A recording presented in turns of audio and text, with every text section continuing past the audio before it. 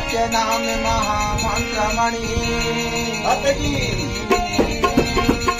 सत्य नाम महामंत्रमणि और नामों से नाम जो एक बार सतनाम कहे उनका नाम महान।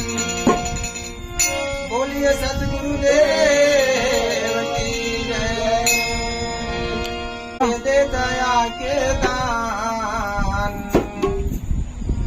तोला मांगा तो वरदान यहाँ का जाम नहीं लगे तोला दे दया के दान मांगा तो वरदान तोला दे दया के दान मांगा तो वरदान।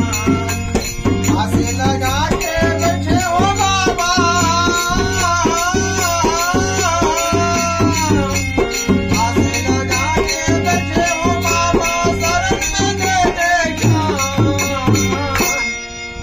दे दे दया के दान मांगा तो वरदान तोला दे दे दया के दान बाबा मांगा तो वरदान।